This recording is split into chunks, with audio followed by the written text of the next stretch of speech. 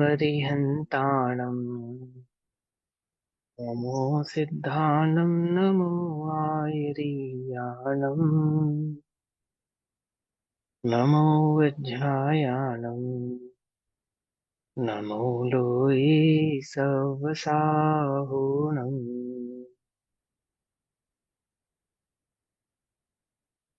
मङ्गलं भगवान् वीरो मङ्गलं गौतमो गणी मङ्गलं कुन्दकुन्दार्द्यो जैन धर्मोऽस्तु मङ्गलम् सर्वमङ्गलमाङ्गल्यम् सर्वकल्याणकारकम् सदानां सर्वधर्माणां जैनं जयतु शासनम्।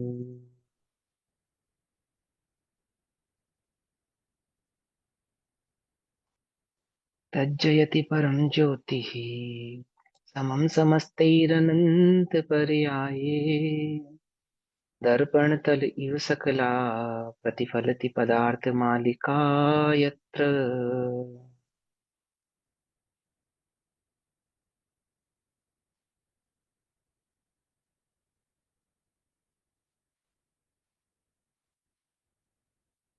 हमारी रात्रिकालीन कक्षा का विषय चल रहा है आचार्य श्री अमरचंद्र देव द्वारा रचित पुरुषार्थ सिद्धि उपाय। पुरुषार्थ सिद्धि उपाय अर्थात मूलभूत वस्तु स्वरूप की प्राप्ति होना, है ना। पुरुष यानी कि आत्मा, अर्थ माने प्रयोजन। पुरुष का अर्थ तत्व भी होता है, द्रव्य भी होता है, ठीक है ना। यानी कि प्रयोजन भूत द्रव्य की प्राप्ति का होना, यानी आत्म भाव की प्राप्ति का होना, सो पुरुषार्थ सिद्धि उपाय है। इस पुरुषार्थ सिद्धि उपाय में मुख्यता तो किसकी है? कि मुख्यतः तो उपदेश किसका दिया जाता है? मुनि धर्म का उपदेश दिया जाता है। और मुनि धर्म का उपदेश दिया जाता है, इसका अर्थ है कि शुद्धोपयोग का उपदेश दिया जाता है कि हे जीव, तू निरंतर शुद्धोपयोग में परिणमन कर। अब कदाचित तो शुद्धोपयोग में परिणमित नहीं होता है या असमर्थ है, तो हम तुझे श्रावक धर्म का उपदेश करते हैं। ठीक, यहां तक सबको क्लियर है बात, है ना। अब उस उपदेश में सम्यक दर्शन की आराधना के पश्चात सम्यक ज्ञान की आराधना यहाँ पर कर रहे हैं। जो सम्यक ज्ञान की आराधना का उपदेश कर रहे हैं उसमें ये बात निहित है कि उस जीव को सम्यक दर्शन प्रकट हुआ है। तो जो चर्चा हो रही है वो सम्यक दृष्टि की अपेक्षा से हो रही है ना। और जिन जीवों को सम्यक दर्शन प्रकट करना है तो उनके लिए भी ये उपदेश उसी भाव से निहित है कि दर्शन और ज्ञान के स्वरूप को भली प्रकार से पहचान कर उसकी आराधना करके अपने जीवन में उस भाव को प्रकट करें। और त्रादव में अर्थात धर्म की उत्पत्ति सम्यक दर्शन सहित ही होती है, इसका निश्चय करके धर्म के स्वरूप को अंगीकार करे। ठीक, यहां तक क्लियर हो गई बात। अब सम्यक ज्ञान की आराधना में श्लोक number 36, page number 73, 73 page number है और श्लोक नंबर 36 है। तो 36 नंबर के श्लोक और 73 नंबर के पेज पर सम्यक ज्ञान के 8 अंगों की चर्चा होगी। सम्यक दर्शन के 8 अंग की चर्चा दर्शन अधिकार में की थी, सम्यक दर्शन अधिकार में। और सम्यक ज्ञान अधिकार में सम्यक ज्ञान के 8 अंगों की चर्चा कर रहे हैं। वहां पे ज्ञान आराधना करने योग्य है, सम्यक ज्ञान की आराधना करने योग्य है, सम्यक दृष्टि को होती ही है और करने योग्य है। क्यों? क्योंकि वह सम्यक दर्शन की रक्षा शुद्धोपयोग का कारण है, आदि आदि। ये समझाया। अब ये जो सम्यक ज्ञान की आराधना के 8 अंग आपको समझने हैं, इसको समझने से पहले थोड़ा सा आपको उपयोग अपना स्थिर करना होगा, तो ये बात आपको ठीक प्रकार से समझ में आएगी। यूं तो पूरा ग्रंथ ही समझने योग्य होता है, लेकिन क्योंकि विशेषकर ज्ञान की आराधना का प्रसंग है, तो ज्ञान की आराधना में ज्ञान की आराधना किसको कहना और किस प्रकार से ज्ञान की आराधना की जाती है, वो भाव ही 36 नंबर के श्लोक में विस्तृत भाव से समझाया जाएगा, कहा जाएगा। ठीक, अब देखो, जैसे हम आपसे बोले मुनि, ये शब्द हमने आपको बोला मुनि, तो आपके माइंड में या आपके ज्ञान में जो छवि बनी वो कैसी बनी? कि जैसा आपने मुनि का स्वरूप समझा है, नगन दिगंबर मुनिराज है, पीछे का मंडल सहित है, ठीक है ना। ये आपके ज्ञान में छवि बन गई। अब मैं आपसे पूछता हूँ श्रावक, तो आपके ज्ञान में क्या छवि बनी? श्रावक, श्रावक के संदर्भ में जब शब्द कहा श्रावक, तो पहले जो छवि बनती है हमारे चित्त में, वो क्या बनती है? जो हमारा जीवन है, या जिस प्रकार का हमारा जीवन है वह बनती है, या क्या बनती है? श्रावक। ये शब्द सुनकर पहली छवि हमारे चित्त में क्या बनती है? अरे बोलो ना, बोलो बोलो, फटाफट बोलो। सम्यक ज्ञान की आराधना समझ में आएगी अगर ये बात बोलोगे तो आप बहुत अच्छे से विस्तार से समझ में आएगी, क्योंकि बहुत मिस्टेक है इस सम्यक ज्ञान की आराधना की परिरूपणा या समझो समझने के संदर्भ में। वर्षा दीदी बोलो। हमने कहा श्रावक, हमने कहा मुनि, तो चित्त में क्या इमेज बनती है? एक नगन दिगंबर मुनिराज बनते हैं, पीछे का मंडल। हमने कहा श्रावक, तो क्या इमेज बनती है चित्त में? भैया अष्टमूल गुण सहित भी श्रावक, मतलब जैन हाँ, श्रावक। अष्टमूल गुण सहित। हाँ, अष्टमूल गुण सहित जैन श्रावक की छवि हमारे चित्त में आती है। ठीक। सोच कर उत्तर दोगे तो कोई मतलब नहीं है, उत्तर सही है, लेकिन आप सोच कर उत्तर दोगे तो नहीं। छवि क्या बनती है हमारे हमारे ज्ञानोपयोग में? श्रावक की क्या छवि है? जब शब्द कहा श्रावक, तो क्या छवि बनी? कि वो अष्टमूल गुण वाले जैन श्रावक है ना। और किसी को कुछ कहना तो है? ज्यादातर एक मतलब रुपए। भैया हम ज्यादातर यही सोचते हैं कि मतलब जो भी जैन अनुयायी हैं वो श्रावक हैं। जैन अनुयायी वो श्रावक है, वेरी गुड, बिल्कुल सही बात है ना।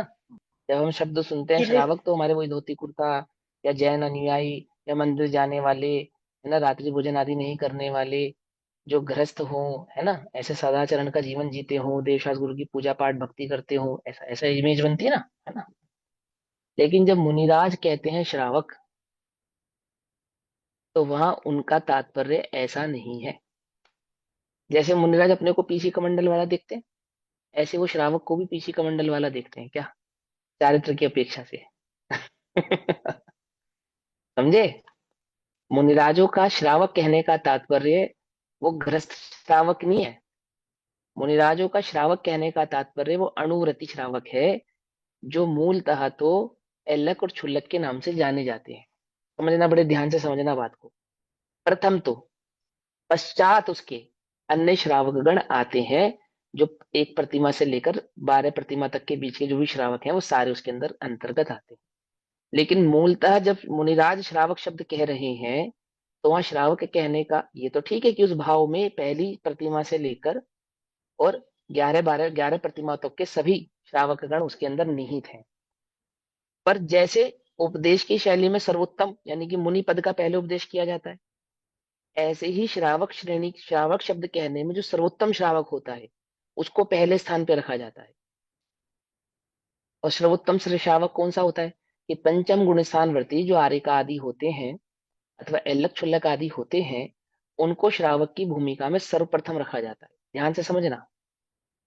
अब हम अपने को श्रावक तो मानते हैं, लेकिन हम अब ये इमेजिन नहीं करते हैं, यानी इस बात की धारणा हमारे चित्त में नहीं है कि श्रावक का भी जो उत्कृष्ट स्वरूप है, उत्कृष्ट भाव है, वो एल्लक छुल्लकपना है।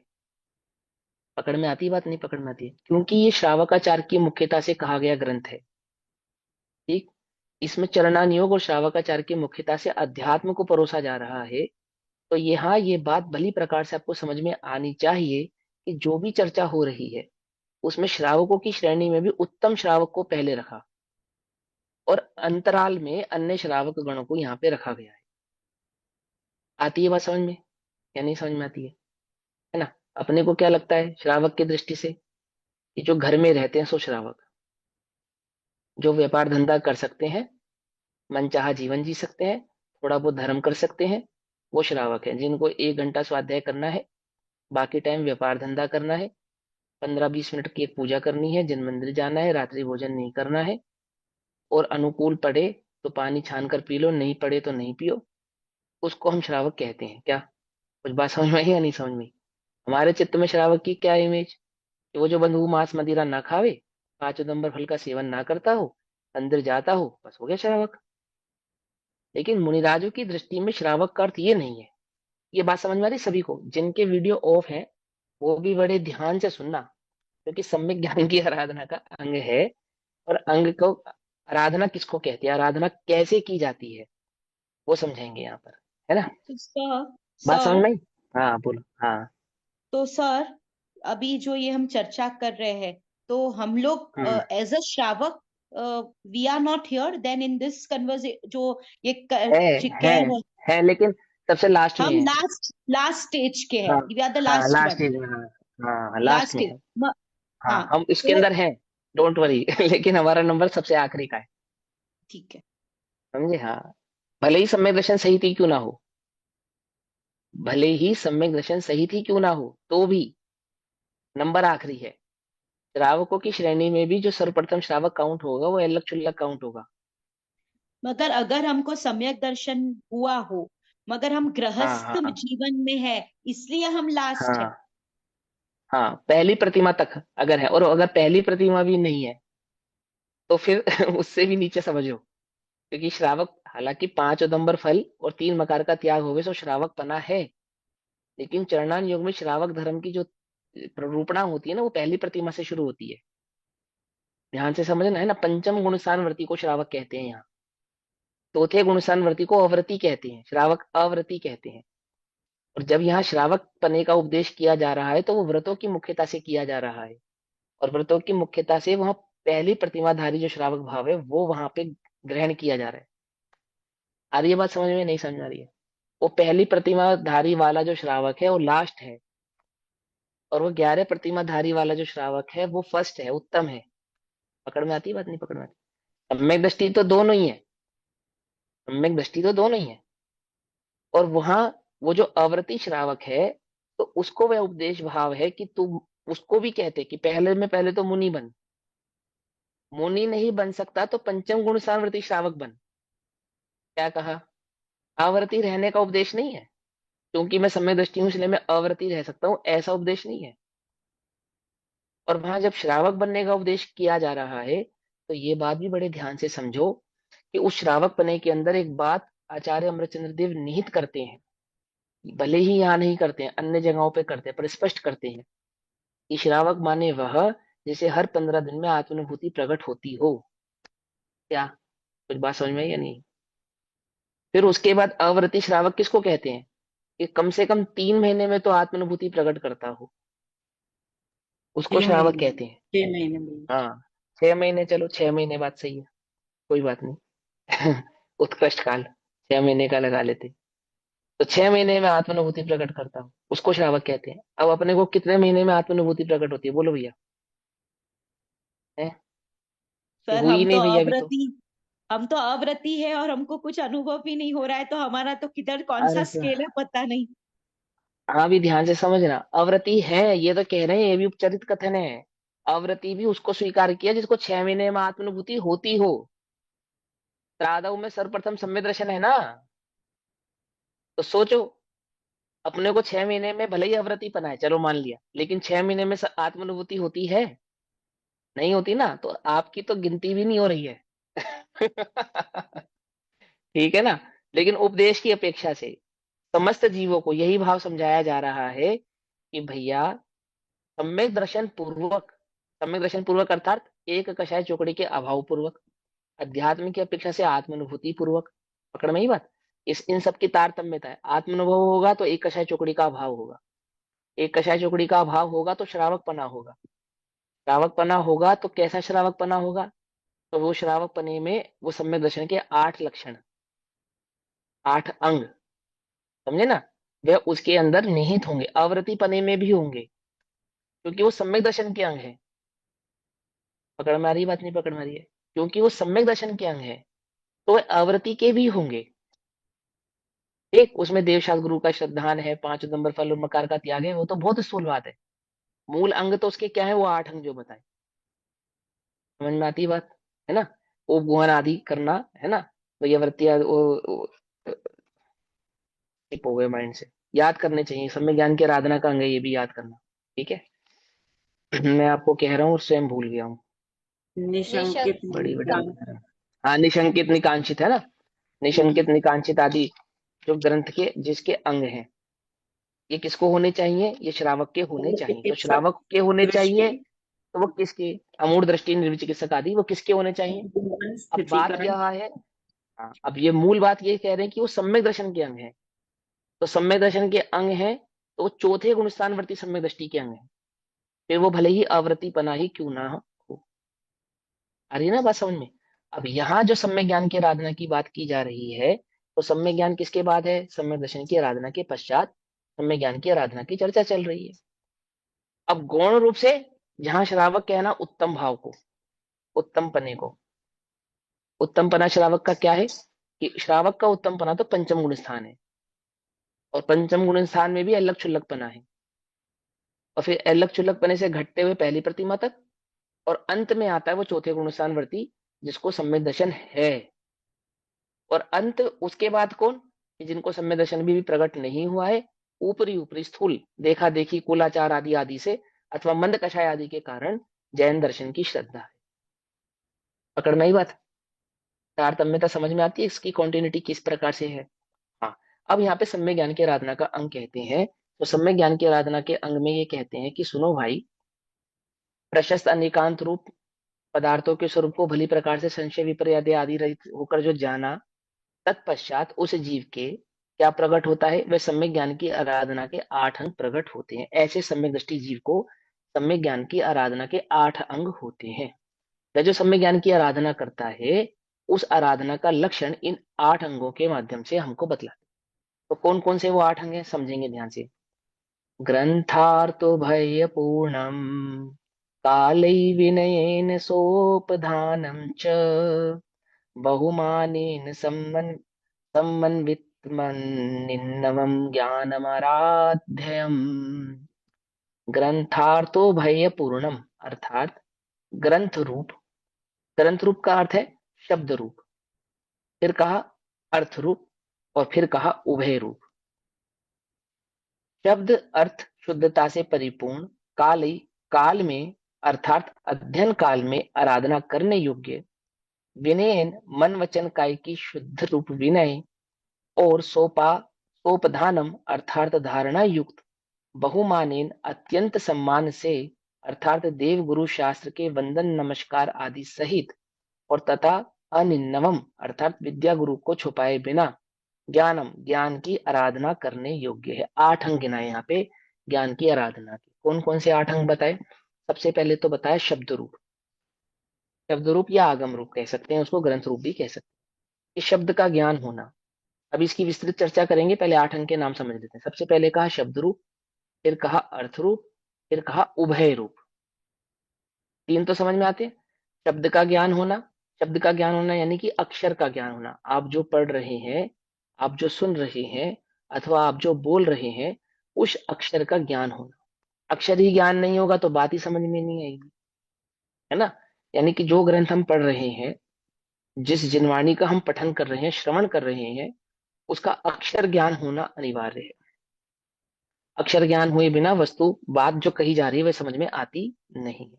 फिर उस अक्षर का अर्थ क्या है, जो अक्षर अथवा जो शब्द कहा है ना, उस शब्द का अर्थ क्या है, ठीक। और फिर उभय यानी कि शब्द और अर्थ शब्दार्थ, शब्द और अर्थ शब्दार्थ। तो शब्द क्या है, शब्द का अर्थ क्या है, और उभय का अर्थ होता है भावार्थ।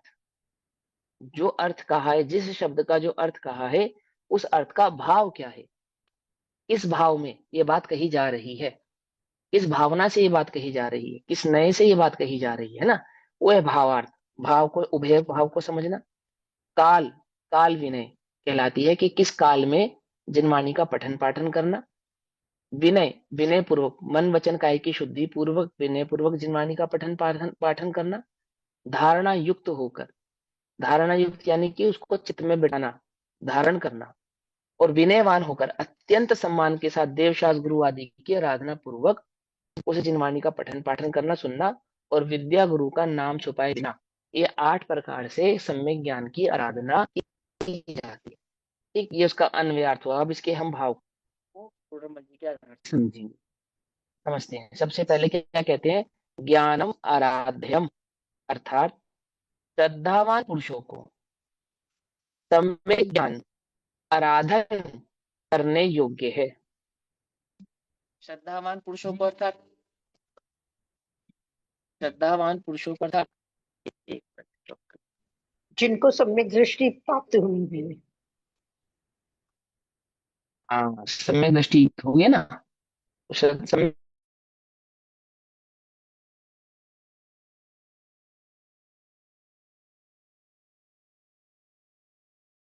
पुरुषों को, श्रद्धावान पुरुषों को अर्थात जिनको सम्यक दर्शन प्रकट हुआ है, जिन्हें आत्मा की आराधना पूर्वक वह सम्यक दर्शन प्रकट हुआ, ऐसे श्रद्धावान पुरुषों को सम्यक ज्ञान आराधना करने योग्य है। अब देखो, मूल बात तो श्रद्धावान का अर्थ होता है जो सम्यक दृष्टि पुरुष है। अर्थात इसके अंदर भाव कैसे नियत करेंगे कि जिन्हें देवशास्त्र गुरु की श्रद्धा है, जिन्हें श्रद्धा है कि मुझे मेरी आत्मा का कल्याण करना है, जिन्हें इस बात का श्रद्धान है कि ये संसार सुख का कारण नहीं है, जरूर इस संसार के अभाव में कोई ऐसा भाव है जो अनंत सुख का कारण है। ऐसे वस्तु स्वरूप को जानने की जिन्हें ललक है ना, जिन्हें इस भैया प्रकार का श्रद्धान प्रकट हुआ है। हाँ, इसमें उसका मतलब ये हुआ कि दोनों जो व्यवहार से सम्यक दर्शन है, that is the shraddha of dev shastra guru and तत्व, राइट? तो उनको भी यहाँ इंक्लूड किया है। हाँ, इंक्लूड कर सकते हैं। अच्छा, खाली ज्ञानी पुरुष ठीक है। नहीं जिनको सम्यक दर्शन निश्चय से हुआ हाँ है, हाँ, मूल तो खाली उनको नहीं, देखो, दोनों को। उपदेश तो, हाँ, उपदेश तो उत्तम का ही करेंगे ना, उपदेश तो उत्तम का ही करेंगे, ये तो नियम है उपदेश का। तो सम्यक दर्शन की अपेक्षा से तो कथन चल ही रहा है, उसको तो कोई बात ही नहीं है। लेकिन कोई यह समझे कि मुझे तो सम्यक दर्शन प्रकट नहीं हुआ इसलिए मेरी बात नहीं है, तो ऐसा नहीं है। जिन्हें सम्यक दर्शन प्रकट करना है, अथवा जिन्हें ये श्रद्धा उत्पन्न हुई है चित्त में, जिनकी ये श्रद्धा है कि वह आत्मा का अनुभव ही वास्तविक सुख का कारण है, ये संसार की भोग उपभोग की सामग्री मेरे सुख का कारण नहीं है, और मुझे उस अनंत सुख को प्रकट करना है, उस निराकुल सुख को प्रकट करना है, ऐसी श्रद्धा भी जिनके चित्त में उत्पन्न हुई, ऐसे जीवों को भी ज्ञान की आराधना करने योग्य है। क्यों करने योग्य है? कि जिनको सम्यक दर्शन प्रकट हुआ है वह उनको शुद्धोपयोग का कारण बनता है ना, और जिनको सम्यक दर्शन प्रकट नहीं हुआ है ऐसे जीवों को सम्यक दर्शन का कारण बनता है। देखो, सम्यक दर्शन, सम्यक ज्ञान और सम्यक चारित्र, इसमें जो सम्यक ज्ञान भाव है वो उसको मध्य में रखा, मध्य दीपक कह सकते हैं इसको। सम्यक ज्ञान सम्यक दर्शन का भी कारण है और सम्यक चारित्र का भी कारण है।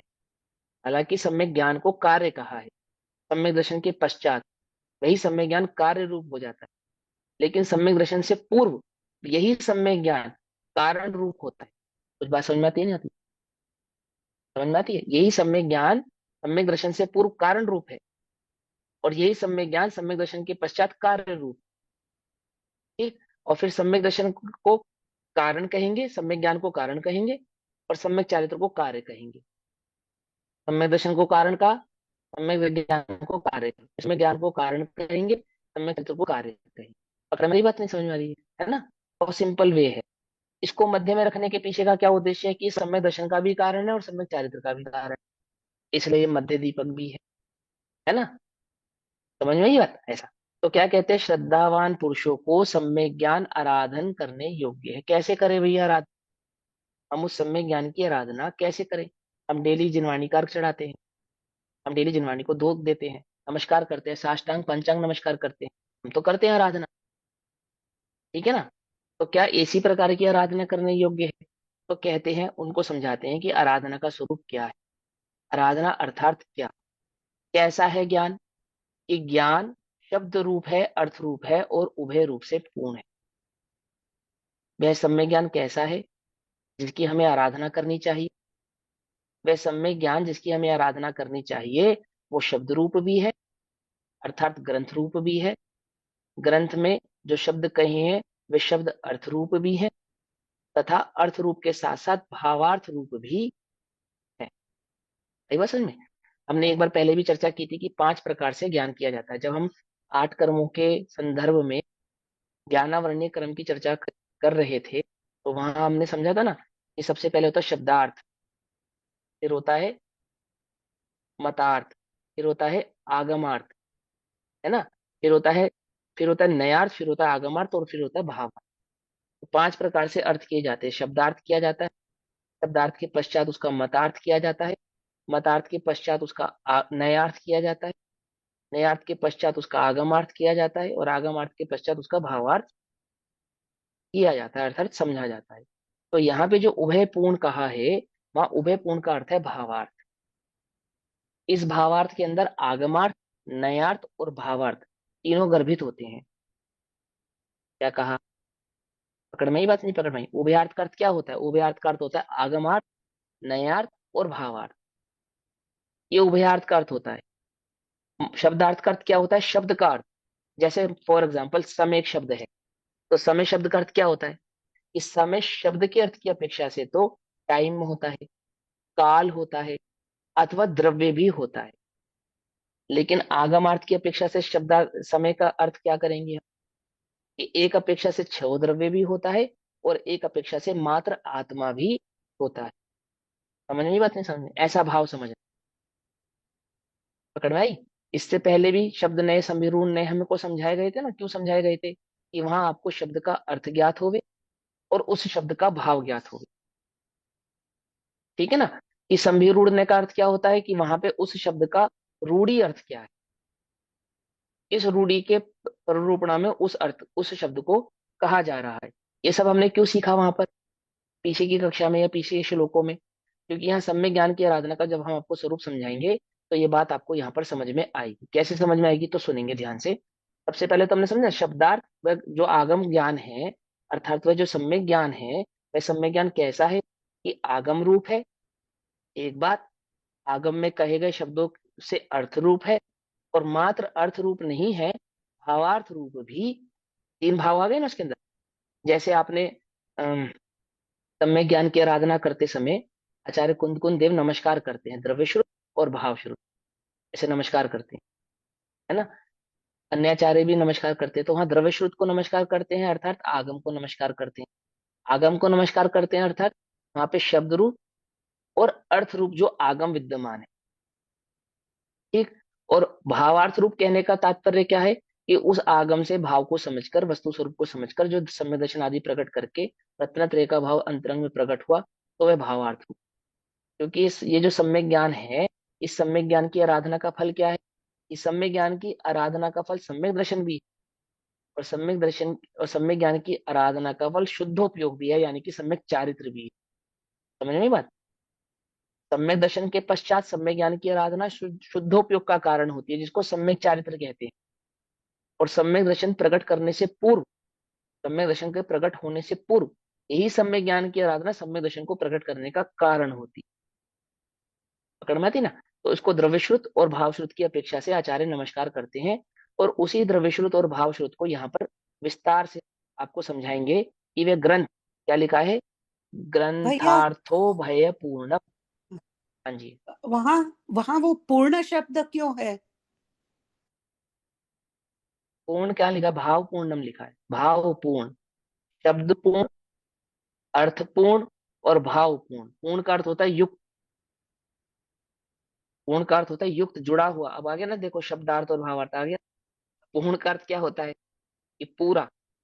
ये मात्र पूरा नहीं होता है, पूरा नहीं होता है मात्र। पूर्ण का अर्थ युक्त भी होता है, जुड़ा हुआ, जिसमें भाव समाहित हो उसे कहते हैं भावपूर्ण। जिसमें शब्द समाहित हो उसे कहते हैं शब्द पूर्ण। जिसमें अर्थ समाहित हो उसे कहते हैं अर्थपूर्ण। समझ नहीं बात? नहीं समझ में? जैसे सर सार उभय गर्भित। मीन्स, भैया उभय मीन्स भाव या उभय मीन्स मिश्र? हाँ, तो ये उभय का अर्थ भाव है यहाँ पर। ठीक है, अभी ध्यान से सुनो, आगे आगे मत चलो, जो बोल रहा हूँ उसको सुनो ना। अभी कम से कम 10 बार बताया कि यहाँ उभय का अर्थ भाव है। आपके पूछने में कोई दोष नहीं है ना? पूछ सकते हैं, लेकिन इंटरप्शन नहीं होना चाहिए ना अन्य लोगों को भी क्लास। इसलिए शांति से पेशेंसली हम सुनेंगे तो बात समझ में आएगी। तो देखो ध्यान से, अर्थरूप और उभय से पूर्ण। अब देखो, ठीक है, शब्द उभय शब्द का जब शब्दार्थ करेंगे तो मिश्र ही आएगा, लेकिन यहाँ पर इसका भावार्थ समझना है हम। क्यों समझना है भावार्थ? उभय का अर्थ क्या है? यहाँ उभय का अर्थ होता है भावार्थ। आगम में कहे गए उन शब्द और उन शब्दों के द्वारा परिणित अर्थ, और उन अर्थों का भाव क्या है, भावार्थ। जैसे फॉर एग्जाम्पल एक कथा, एक बात सुनाता हूँ, ध्यान से समझो। दादा ये स्टोरी समझाते हैं, सुनाते हैं। आदरणीय दादा के पास कोई व्यक्ति आए होंगे, तो उन्होंने दादा को एक प्रसंग सुनाया पुराण का। ठीक। अब पद्म पुराण का वो प्रसंग कहते हैं, बट पद्म पुराण में है या अन्य किसी पुराण में है, क्योंकि पद्म पुराण में मेरे पढ़ने में नहीं आया, हो सकता है पद्म पुराण का प्रसंग हो, पर ध्यान से समझना, ध्यान से। तो पद्म पुराण के प्रसंग में उन्होंने कहा कि एक मुनिराज पीछी कमंडल के साथ नदी में मछली पकड़ रहे थे, और पास में एक स्त्री बैठी। ठीक। पद्म पुराण में कहानी आती है, उस कहानी के अनुसार एक मुनिराज, नगन दिगंबर मुनिराज, पीछी कमंडल सहित नदी में मछली पकड़ रहे थे, और पास में एक स्त्री बैठी थी। तो वह एक युवक, एक एक धर्मात्मा जी वहां से गुजर रहा था, तो उसने उन मुनिराज को मछली पकड़ते हुए देखा। तो उसको विकल्प उठा, वो मुनिराज के समक्ष गया, और वहां जाके उनने मुनिराज को पहले नमस्कार की, और नमस्कार करके पूछा कि आप ये क्या कर रहे हैं। तो वो मुनिराज ने बताया कि ये मेरी स्त्री, मैंने ग्रस्त काल की स्त्री है, और इसको मछली खाने की इच्छा हुई है, तो ये मेरे पास आई है, तो मैं इसकी इस इच्छा का निवारणार्थ करने के लिए मछली पकड़, ऐसा वो पूरी कथा है। तो उस कथा का जो सार वो समझाना चाहता था दादा से, वो ये कहता है कि देखो, उस व्यक्ति ने पहले मुनिराज को नमस्कार किया इस अवस्था में कि वो मछली पकड़ रहे हैं, और फिर बाद में उनको पूछकर उसका निराकरण किया कि ये करने योग्य है या ये नहीं करने योग्य है। तो इसका ये अर्थ हुआ कि कोई कितना भी शिथिलाचारी क्यों ना हो, पहले तो वो नमस्कार करने योग्य है, वंदन करने योग्य है, ये अर्थ निकाला। तब दादा ने उसका निराकरण किया कि सुनो भाई, जब हम किसी को कोई बात समझाते हैं, तो समझाने से पहले उसके प्रति थोड़ा सा उसको सॉफ्टली, विनय पूर्वक समझाई जाती है बात। तुम एकदम से गुस्सा करके से नहीं समझा सकते। जब हम किसी को सही बात समझाते हो, मार्ग समझाते हो, तो वहां उसको विनय पूर्ण पूर्वक ही वो बात समझाई जा सकती है। तो वहां नमस्कार करने का अर्थ वो नवदा भक्ति पूर्वक मुनिराजों को नमस्कार करना नहीं है। वहां नमस्कार करने का अर्थ है विनय पूर्वक अपनी बात को कहना। समझ में ये बात, नहीं समझ में? या तो कहो मत, कहो तो विनय पूर्वक कहो। पकड़ में आती, नहीं पकड़ में आती बात? जैसे चक्रवर्ती आदि ने आयुधशाला में जाकर अपने अस्त्रों की पूजा, तो आयुधशाला में अस्त्रों की पूजा करने का अर्थ क्या होता है? अथवा उन चक्रवर्ती की सही भली प्रकार से समस्त राजाओं ने पूजा, अथवा उन चक्रवर्ती ने अपने इस पुत्रियों के विवाह के प्रसंग आदि में, मतलब दामाद के द्वारा पूजा को प्राप्त हुए, या स्वयं पूजा की आदि आदि, इस प्रकार के बहुत अर्थ पूजा के आरती के संदर्भ में वर्तमान युग में पढ़ने में आते हैं। अब पूजा का जो संभिरूढ़ नय है, संभिरूढ़ अर्थ है, वो क्या है कि वो अष्ट द्रव्य से जो हम भगवान की पूजा करते हैं उसको पूजा करना कहते हैं। लेकिन वास्तव में पूजा का जो अर्थ है वो है आदर करना, यथा योग्य आदर करने को पूजा कहते हैं। जो व्यक्ति जैसा है उसकी यथा योग्य आदर करने को पूजा कहते हैं, बस। चक्रवर्ती आए तो चक्रवर्ती का सम्मान करना पूजा कहलाता है। दामाद कभी घर जाता है तो उसकी आरती उतारते हैं, उसको तिलक लगाते हैं, उसको टीका करते हैं ना, लिफाफा देते हैं, वो क्या है? पूजा है। पकड़ में ही बात, नहीं पकड़ में? लेकिन संभिरूढ़ नय का अर्थ क्या है? अष्ट द्रव्य से पूजा करना। तो हम क्या अर्थ निकाले कि आयुधशाला में जाकर उन चक्रवर्ती ने चक्र रत्न की पूजा की। तो चक्र रत्न की पूजा का अर्थ क्या है? अष्ट द्रव्य से पूजा की। ये अर्थ नहीं है। समझ में ही बात, नहीं समझ में?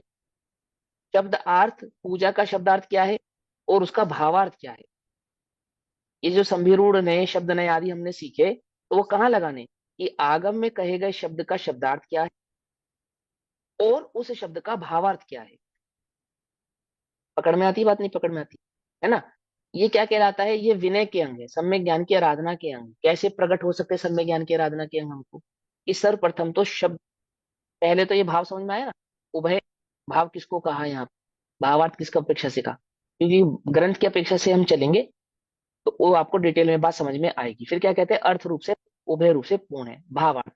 सम्यक ज्ञान के 8 अंग इस प्रकार है। तो किस प्रकार है सम्यक ज्ञान के 8 अंग? तो सर्वप्रथम थे व्यंजनाचार। सबसे पहला क्या कहा? व्यंजनाचार। आपने पंचाचार सुने होंगे, तपाचार, ज्ञानाचार, विद्याचार आदि मुनिराजों के होते। उन पंचाचार में ज्ञानाचार होता है। उस ज्ञानाचार में ये 8 अंग ही समाहित होते हैं। ये ज्ञानाचार किसके होते हैं? ये ज्ञानाचार समस्त ज्ञानियों के होते हैं। सभी सम्यक दृष्टि जीवों को ये ज्ञानाचार होते हैं, क्योंकि उनका एक ज्ञान सम्यक ज्ञान होता है। जिनका ज्ञान सम्यक ज्ञान होता है उनके ये ज्ञानाचार होते हैं। आचार मतलब आचरण, आचार, आचार मतलब प्रवृत्ति, आचार मतलब उपयोग की उस प्रकार की धारणा, है ना? मन वचन काय रूप उसका उस प्रकार से आदर करना, प्रस्तुत करना, व्यवहार करना, वो सब आचार का ही भेद है। तो सबसे पहले कहा व्यंजनाचार। अब शब्द है जैसे व्यंजनाचार, तो सबसे पहले तो शब्द का उच्चारण, जहां मात्र शब्द के पाठ का ही जाननपना हो, उसे व्यंजनार्जित व्यंजनाचार अंग कहते हैं। व्यंजन का अर्थ होता है, व्यंजन का शब्दार्थ होता है मिला जुला। ठीक? व्यंजन का शब्दार्थ क्या होता है? मिला जुला। लेकिन यहाँ व्यंजनाचार का अर्थ क्या है? इस जैसे स्वर और व्यंजन, हिंदी व्याकरण में आपने सुनोगे स्वर, आ आ इ ई उ, क ख ग घ व्यंजन। तो जो शब्द है, अक्षर है, उसको व्यंजन कहते हैं। एक बात, उस व्यंजन यानी कि उस अक्षर का सही प्रकार से उच्चारण करना, उसका सही सही भाव लिखना, लिखने में शुद्धि होना और बोलने में शुद्धि होना, उसको कहते हैं व्यंजनाचार। सम्यक ज्ञान के 8 अंगों में सबसे पहला होता है व्यंजनाचार। व्यंजन का शब्द क्या है? अर्थ बताया, मिला जुला। लेकिन हिंदी व्याकरण में भावार्थ क्या है व्यंजन का? अक्षरार्थ, अथवा जो दिखाई दे उसको भी व्यंजन कहते हैं। जो स्थूल हो, जो दिखाई दे, उसको भी व्यंजन कहते हैं। ये तो उसके शब्दार्थ और भावार्थ हो गए। जैसे व्यंजनाचार का मतलब व्यंजन पर्याय नहीं है यहाँ, व्यंजनाचार का मतलब यहाँ पे अक्षर है। पकड़ में आती है बात, नहीं भैया, पकड़ में आती? अब कहाँ पे कोई भैया, बात। हाँ। हिंदी हाँ, व्याकरण में भी व्यंजन का अर्थ मिला हुआ होता है। जैसे का है मिला तो हुआ का होता है। हाँ। प्लस आ, हाँ, का में और स्वर आ मिला मर गई। हुआ हाँ। है आ, तो उसे भी हाँ, इसीलिए बताओ, व्यंजन वो कहते हैं कि बताता हूँ। मिला हुआ होता है। हाँ। हाँ हाँ, अभी आप बताने दोगे तो बता पाऊंगा ना। कि आता, मैं धीरे धीरे उसी भाव पे आता है। तो व्यंजन का अर्थ क्या क्या होता है? व्यंजन का अर्थ होता है स्थूल, जो दिखाई दे। व्यंजन का अर्थ होता है जो मिला जुला हो। और व्यंजन का अर्थ हिंदी व्याकरण में क्या होता है? अक्षर। तो अक्षर को व्यंजन क्यों कहते हैं? तो आपने बता दिया, अब ये बता दी ना सरोजा आंटी जी ने, क्या क्यों कहते हैं उसको अक्षर को? क्योंकि यहाँ पे व्यंजन में स्वर मिला हुआ होता है। जो अक्षर होता है वो क, और का के नीचे हलंत होता है, ये एक्चुअल अक्षर होता है। समझे? अब अक्षर को पूर्ण करते हैं तो उसमें स्वर, स्वर को मिलान करते हैं, तो क ऐसे शब्द बनता है। एक्चुअल जो का शब्द अक्षर रूप होता है, वो का हलंत स्वरूप, हलंत के साथ होता है।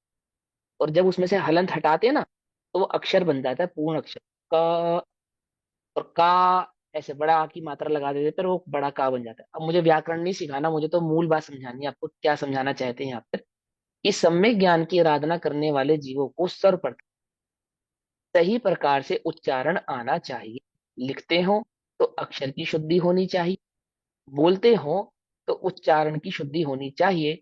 ऐसे बोलने और लिखने की शुद्धि को व्यंजनाचार कहते हैं। आगम के द्वारा प्रतिपादित जो पाठ है, आगम के द्वारा प्रतिपादित जो गाथाएं हैं, जो सूत्र हैं, उन सूत्रों का, उन पाठों का, है ना, अथवा उन स्तुति भक्ति आदि का सही प्रकार का उच्चारण होना, एक बात। एक, और सही प्रकार का लेखन होना, दो बात। और सार गर्भित शब्दों का इस्तेमाल, यूज होना, तीन बात। ये कहलाता है व्यंजनाचार। पकड़ में, ये बात नहीं पकड़ में? देखो समझाते हैं आपको। जैसे तुम्हारे पिताजी का नाम क्या है और तेरे बाप का नाम क्या है, तो इन इन दोनों का जो भाव है उसमें क्या अंतर? अगर हम शब्दार्थ करें, पहले तो शब्दार्थ समझेंगे, शब्दार्थ में क्या अंतर? ये शब्दार्थ में तो कोई अंतर नहीं, कोई अंतर नहीं ना। तुम्हारे पिता का नाम क्या है, ऐसा कहना, और तेरे बाप का नाम क्या है, ऐसा कहना, इन दोनों में अंतर क्या है? ये बात तो एक ही है, तो एक ही है। लेकिन बाप शब्द का इस्तेमाल करना, यूज करना, और पिता शब्द का इस्तेमाल यूज करना, ये कहाँ किया जाता है, किस संदर्भ में किया जाता है, किस प्रकार से किया जाता है? माने उचित शब्दों का प्रयोग करना, शब्दों का उच्चारण उचित होना, दो बार। और यदि उन शब्दों को लिखा जाए तो स्पष्ट लिखा जाए, तीन बार। यह कहलाता है व्यंजनाचार। आचार्यों के द्वारा जंगल में कुरेद कुरेद कर कांटों से ग्रंथ लिखे, यदि लिखाई, अक्षर की बनावट शुद्ध नहीं होती, सही नहीं होती, तो हम आज क्या अर्थ निकालते, क्या भाव समझते? सही जगह पर कोमा नहीं लगाया होता, सही जगह पर फुल स्टॉप नहीं आया होता, अक्षर सही प्रकार से नहीं बनाया होता, तो आज हम रा का आ का हा पढ़ते या नहीं पढ़ते? पढ़ते। हमारी हमारी लिखाई कैसी है, हमें खुद को ही नहीं समझ में आती कई बार। अपना लिखा हुआ हम ही नहीं पढ़ पाते कि क्या लिखा था। ऐसा हो जाता नहीं, हो जाता है? भाई मेरे साथ तो होता है, स्पष्ट बात। और ये समय ज्ञान की आराधना नहीं, समझना ध्यान से।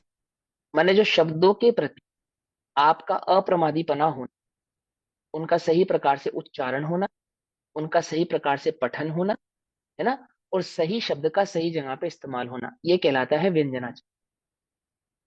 अब आजकल भगवान को बाबा कहने लगे, मुनिराजों को बाबा कहने लगे, तो ये सही शब्द नहीं है।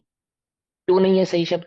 आचार्य गुणभद्र कहते हैं कि सार गर्भित शब्दों के द्वारा भगवान की स्तुति की जाती है। एक जगह नहीं कहते, लगभग लगभग पूरे पुराण में हजारों जगह ये बात कहते हैं कि उस भरत ने उन आदिनाथ की सार गर्भित वचनों द्वारा क्या करी? स्तुति करी।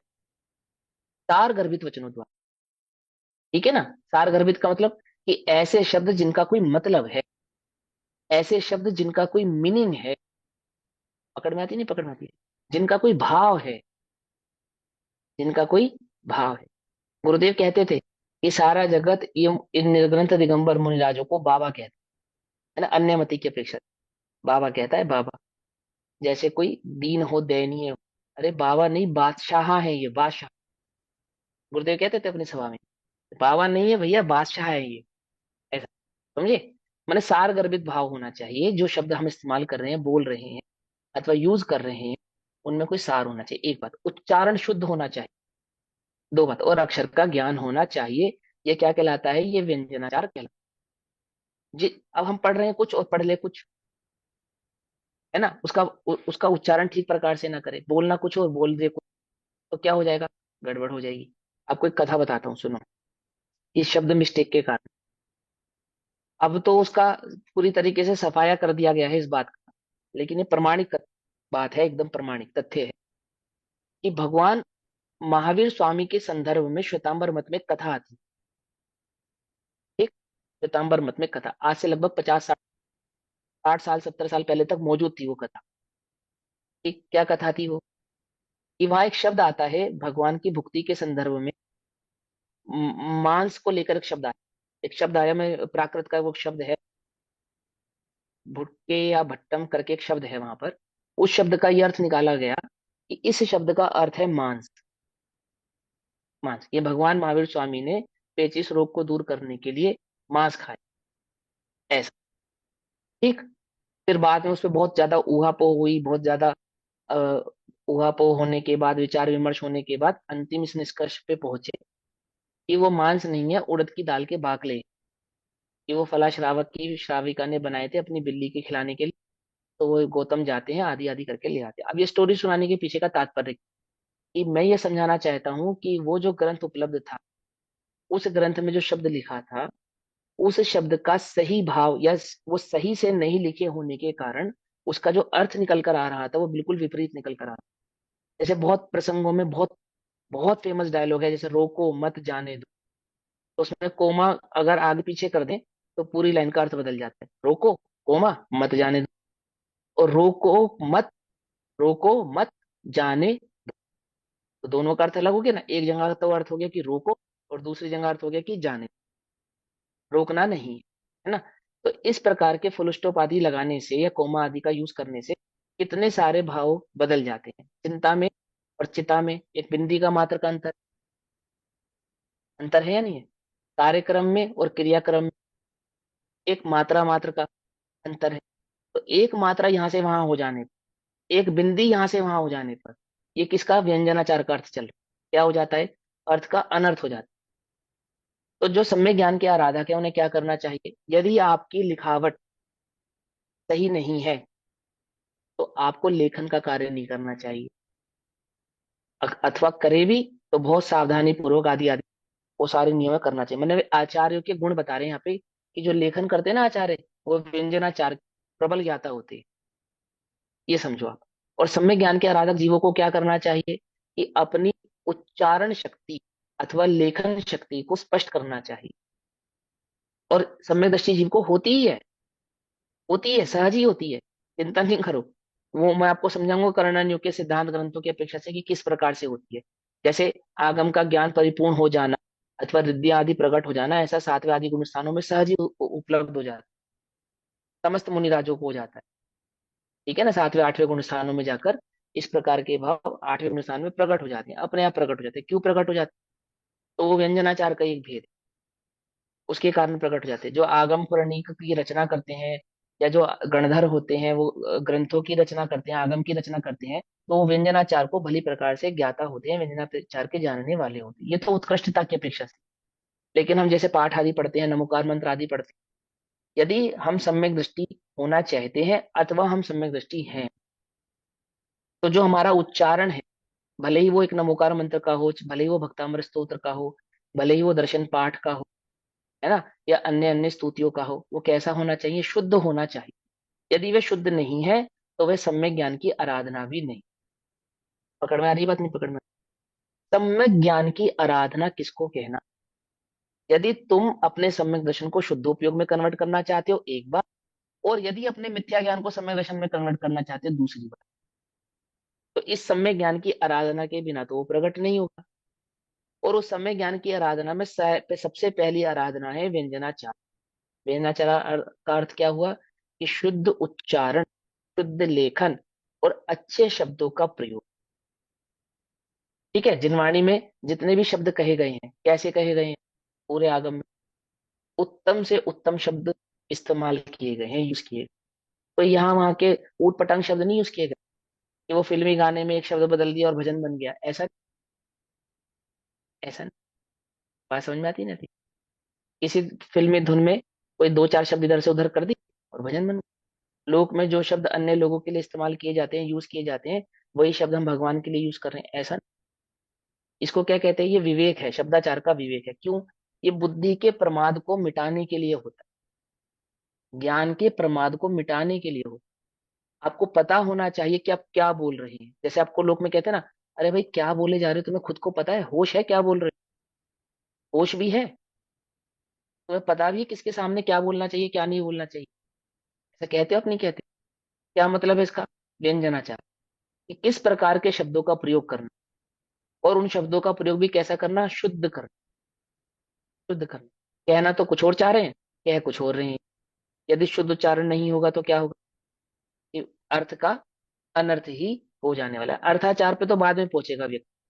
शुद्ध उच्चारण शुद्ध होगा तो अर्थ शुद्ध कर पाएगा, उच्चारण शुद्ध नहीं होगा तो अर्थ भी शुद्ध नहीं कर पाएगा। जैसे एक शब्द है कल। क्या शब्द है कल? क्या अर्थ होता है कल का?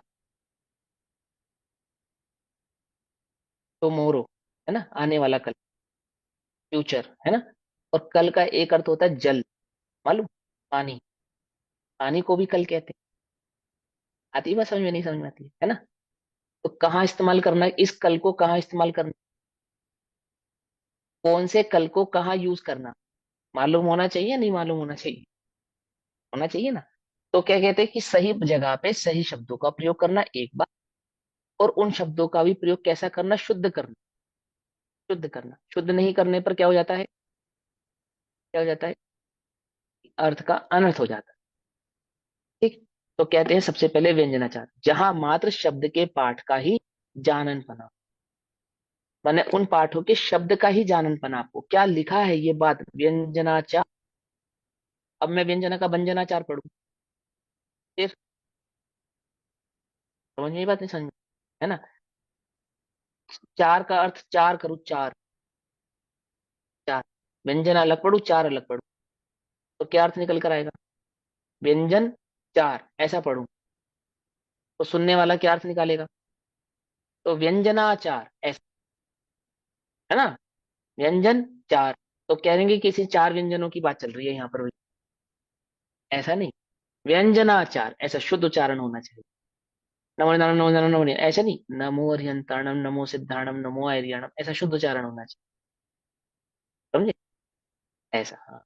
तो क्या कहते हैं? जहाँ शब्द मात्र पाठ का ही अन्य हो, उसे व्यंजनार्जित व्यंजनाचार अंग कहते हैं। पाठों को याद करना, शब्दों को याद करना। हिंदू संप्रदाय में वेदों को पढ़ाया जाता है, मतलब खूब उनका उच्चारण कराया जाता है, उच्चारण कराया जाता है, और हाथ के इशारे से। देखा आपने उनको उच्चारण करते समय कैसे उच्चारण करते हैं? ऐसे ऐसे हाथ हिलाते हैं उच्चारण करते समय।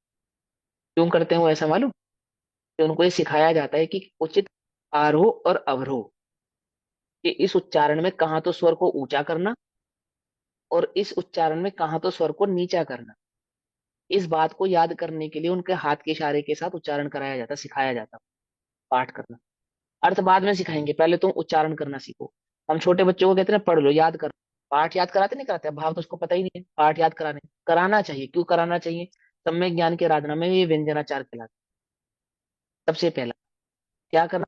शब्द का उच्चारण सीखना, पाठ का याद होना, और उस पाठ का शुद्ध उच्चारण होना। शुद्ध उच्चारण होना, क्या कहलाएगा ये व्यंजनाचार कहलाता है। ठीक, आगे फिर आता है अर्थाचार। उस शब्द का अर्थ क्या, जहां केवल अर्थ मात्र के प्रयोजन सहित जाननपना हो, उसे अर्थ समग्र अर्थात अर्थाचार कहते हैं। यानी कि जो शब्द कहा है उस शब्द का अर्थ क्या है, बस इतना, यहीं तक, यहां तक है अर्थाचार का। जिन शब्दों का आप प्रयोग कर रहे हैं, अथवा जिन शब्दों का आप उच्चारण कर रहे हैं, अथवा जिन शब्दों को आप सुन रहे हैं या पढ़ रहे हैं, उनका अर्थ क्या है, ये आपको भाव में आना चाहिए, मालूम होना चाहिए। इसको अर्थाचार कहते हैं। क्योंकि बिना शब्दाचार के, यानी कि व्यंजनाचार के, आप आगम नहीं पढ़ सकते या सुन सकते, और अर्थाचार के बिना उन शब्दों का अर्थ नहीं समझ सकते। ठीक है ना। जिन शब्दों का हमने प्रयोग किया, आगम में जिन शब्दों का प्रयोग हुआ है, अथवा सम्यक ज्ञान की आराधना में जिन शब्दों का प्रयोग हो रहा है, उन शब्दों का अर्थ क्या है मालूम तो होना चाहिए। जब हम अर्थ मालूम नहीं होता है तो हम क्या करते हैं, कुछ भी उसका मतलब निकाल लेते हैं, कुछ भी उसका भाव निकाल लेते हैं। समझ नहीं पाते, समझ में, है ना। अर्थ का अर्थ होना, अर्थ का ज्ञान होना, कौन से अर्थ का ज्ञान होना, उस शब्द के अर्थ का ज्ञान होना, जो शब्द हमने उच्चारित किया है अथवा जो शब्द हमने यूज किया है। ठीक है ना। जैसे आत्मा शब्द इस्तेमाल किया, तो आत्मा शब्द का अर्थ क्या है। जीव शब्द यूज किया, तो जीव शब्द का अर्थ क्या है। जिन शब्दों का हम प्रयोग कर रहे हैं उन शब्दों का वहां पे अर्थ क्या है, ये अर्थाचार कहलाता है सम्यक ज्ञान की आराधना में। अर्थभाषित नहीं होने पर क्या भाषित नहीं होगा, फिर क्रम है इसका। सबसे पहले शब्दाचार होगा तो अर्थाचार तक जा पाएगा, और जब अर्थाचार होगा तो भावार्थ यानी कि उभयाचार पर जा पाएगा। भावार्थ तक पहुंचने के लिए अर्थ शब्दार्थ होना जरूरी है, और शब्दार्थ तक पहुंचने के लिए शब्द का ज्ञान होना जरूरी है। ये क्या कहलाता है, क्या कहलाता है, ये व्यंजनाचार और अर्थाचार आदि कहलाता है। तो जहां जहां मात्र शब्द के पाठ का ही जाननपना हो, है ना। अब मोक्ष मार्ग प्रकाशक जी के प्रथम अधिकार में पंडित टोडरमल जी ने वहां शब्द को स्वयं सिद्धा कहकर शब्द को सिद्ध रूप स्वीकार कहा ना वहां पे, तो वहां पे व्यंजनाचार की आराधना में शब्दों की आराधना स्वयं सिद्ध है, किसी के द्वारा बनाई गई नहीं है, ऐसा कहा वहां उन्होंने। जैसे हम बचपन में किताब को गलती से पैर लग जाता था तो ऐसे छूते थे, ऐसे ऐसे करते थे, पाँव लग जाने पे क्यों करते थे, उसको कहते हैं विद्या है। तो विद्या है अर्थात क्या है, वो शब्दाचार की आराधना, मैंने उस लिखे हुए शब्द के प्रति जो आदर का परिणाम है, आदर का परिणाम है, उसको कहते हैं वहां पे शब्दाचार, यानी अक्षरों के प्रति जो आदर है आप।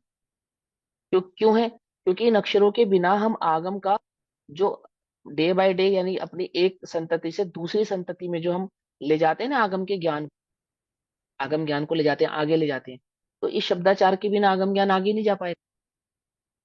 जब अक्षर नहीं होंगे तो इन अक्षरों के बिना आप आगम ज्ञान को आगे कैसे लेकर जाओ। पकड़ में आती नहीं, पकड़ में आती बात। तो अक्षर का ज्ञान होना, अब समय समय पर अक्षर बदल रहे हैं। अब जैसे हम पुराने अक्षर यानी कि तेलुगु कन्नड़ आदि लिपि में लिखी गई प्राकृत को भूल गए, अब उन अक्षरों का हमें ज्ञान ही नहीं है, उच्चारण भी नहीं जानते, तो हम उन ग्रंथों को डिकोड भी नहीं कर पा रहे, उनका अर्थ भी नहीं निकाल पा रहे हैं। तो इसलिए आचार्य कह रहे हैं कि सम्यक ज्ञान की आराधना मतलब क्या, कि ग्रंथ आगम जिन अक्षरों में लिखे गए हैं उन अक्षरों का ज्ञान आपको होना चाहिए, तभी तो उन अक्षरों से आप अर्थ निकाल पाओगे। अर्थ तो बहुत बाद में निकालोगे, अब तो अक्षर ही नहीं पढ़ पाए, लिखा क्या है, अक्षर लिखा क्या है पढ़ ही नहीं पा रहे। हमारे आंखों के सामने चाइनीज भाषा में कोई बात लिखी, अक्षर का ही ज्ञान नहीं है, बोलो। उसका अर्थ तो बाद में निकालेंगे, अभी तो अक्षर ही नहीं मालूम, अक्षर ही नहीं मालूम। पकड़ में ही बात नहीं, पकड़ में कि भैया गूगल लेंस कर लेंगे, अरे गूगल में भी उन अक्षरों, उन्हीं अक्षरों का मात्र ज्ञान है जिसका ज्ञान संतति से आगे चल पाए। जो पुरानी भाषाएं है ना गूगल लेंस उनका भी अर्थ नहीं कर पाते। पकड़ में ही नहीं, पकड़ में ही बात, मैंने अक्षर ज्ञान कितना जरूरी है। आपको सम्यक ज्ञान की आराधना में आगम को यदि आगे ले जाना है तो वहां अक्षर ज्ञान होना अनिवार्य है। क्योंकि अक्षरों के माध्यम से ही, शब्दों के माध्यम से ही आप उस आगम के ज्ञान को आगे ले जा पाए। जो आपको याद है आपके साथ चला जाएगा, चला जाएगा नहीं चला जाएगा। धरसेनाचार्य को विकल्प आया, क्या विकल्प आया, कि ये जो आगम है अब ये आने वाली संतति तक कैसे सुरक्षित रहेगा, आने वाले जीवों को इसका ज्ञान कैसे होगा। तो उन्होंने क्या किया कि दो योग्य मुनिराजों को बुलाया। अब वहां पे योग्य कहने का तात्पर्य क्या था, कि जो व्यंजनाचार में निपुण हो, क्या कहा? शब्दाचार, अर्थाचार, उभयाचार, इन 3 आचारों में जो निपुण हो ऐसे 2 मुनिराज मुझे चाहिए। पकड़ में आई बात? नहीं पकड़ में? हर मुनिराज लिखना नहीं जानते, हर मुनिराज लिखना नहीं जानते, हर मुनिराज भावार्थ निकालना नहीं जानते, समझना ध्यान से, उल्टा नहीं पकड़। तो उन्होंने कहा कि इतने मुनिराजों में ऐसे योग्य मुनिराज चाहिए जिनको शब्दाचार, अर्थाचार और उभयाचार हो। क्या समझे? कि जिनकी लेखनी स्पष्ट हो, उच्चारण स्पष्ट हो, है ना, जिनको शब्द और शब्द का अर्थ भली प्रकार से ज्ञात हो। तो उन्होंने उनकी परीक्षा कैसे की? परीक्षा भी कैसे की? शब्दाचार के माध्यम से परीक्षा की। देखा, एक उनको एक मंत्र लिख कर दिया और साधना करने के लिए भेज दिया।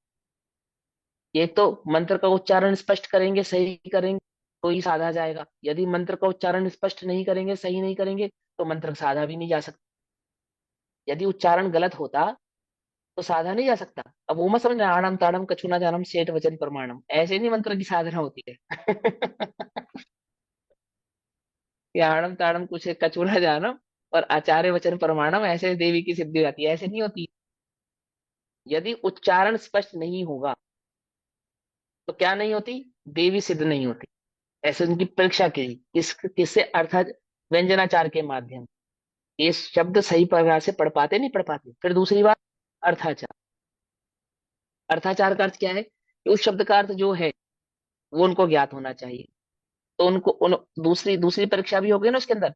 एक मंत्र के अंदर हीन अक्षर था और एक मंत्र के अंदर अधिक अक्षर। तो हीन अधिक का ज्ञान था कि किस अक्षर में कौन सी मात्रा होनी चाहिए, है ना, किस प्रकार से युक्ति होनी चाहिए, और जब ये अर्थ, ये अक्षर मिलाते हैं तो इनका क्या अर्थ आकर निकल कर आना चाहिए। तो उन्होंने अर्थ बनाया, उन्होंने देखा नहीं, एक अक्षर अधिक होने के कारण अर्थ ही अनर्थ हो रहा है, यहाँ तो अर्थ ही उल्टा निकल कर और यहाँ पे एक अक्षर कम होने के कारण अर्थ उल्टा हो। तो वो एक अक्षर जो यहाँ कम था, यहाँ से हटाकर वहां जहाँ ज्यादा था, जहां ज्यादा था वहां से हटाकर जहाँ कम था वहां लगा। पकड़ में ही बात? नहीं पकड़ में? कैसे करी आगम की रक्षा? कैसे हुई? कि वो व्यंजनाचार, अर्थाचार को जानने वाले मुनिराजों के माध्यम से ही ये आगम आज हमारे समक्ष प्रकट हो पाए, प्रस्तुत हो पाए। इसलिए सम्यक ज्ञान की आराधना में कितना जरूरी है? स्पष्ट उच्चारण सबसे ज्यादा जरूरी है। अक्षर का स्पष्ट ज्ञान होना, अक्षर का स्पष्ट लेखन होना सबसे ज्यादा जरूरी है। और फिर अर्थ का ज्ञान होना कि उस शब्द का अर्थ क्या है। जिस शब्द को हम यहाँ लिख रहे हैं, जिस शब्द का हम यहाँ प्रयोग कर रहे हैं, वह शब्द यहाँ प्रयुक्त, उपयोग करने योग्य भी है। जैसे पिता और बाप, अर्थ तो दोनों का एक ही है ना, पर उपयुक्त कौन सा है? उपयुक्त कौन सा है? पकड़ में बात? नहीं पकड़ में? तो क्या कहते हैं? अर्थाचार, जहां केवल अर्थ मात्र का प्रयोजन सही, यानी इस शब्द का अर्थ क्या है, बस इतने, इतना ही प्रयोजन हो। आगमार्थ क्या है, भावार्थ क्या है, इसकी चर्चा हम बाद में करेंगे। पहले शब्द का अर्थ क्या है, इस शब्द का अर्थ क्या है, क्या ये शब्द यहाँ लिखा जा सकता है या नहीं लिखा जा सकता, इस शब्द का यहाँ प्रयोग किया जा सकता है या नहीं किया जा सकता, इसका निर्णय कैसे होगा? बोले शब्द का अर्थ भाषित होगा तो ही उस शब्द, वह शब्द प्रयोग करने योग्य है या नहीं करने योग्य है, ये ज्ञान हो सकता है। तो क्या कहते हैं? जहां केवल अर्थ मात्र के प्रयोजन सहित जान पना हो उसे अर्थ समग्र यानी कि अर्थाचार कहते हैं। पढ़े जा रहे हैं, अर्थ मालूम ही नहीं है तो पढ़ना, पहली बात बिना अर्थ के पढ़ना, ये भी सम्यक ज्ञान की आराधना है। लेकिन मात्र पढ़ के संतुष्ट हो जाना, तो बोले नहीं, पढ़ना तो अर्थ भी जानना, सम्यक ज्ञान की आराधना का दूसरा। समझे? बोलो भैया। एक अंग हो और एक अंग ना हो, माने हाथ हो और पांव ना हो, तो कैसा लगेगा मनुष्य? और पांव हो और हाथ ना हो तो कैसा लगेगा? तो सम्यक ज्ञान जो सर्वांग अंग है, एक अंग हो एक ना हो तो कैसा लगेगा वो सम्यक ज्ञान?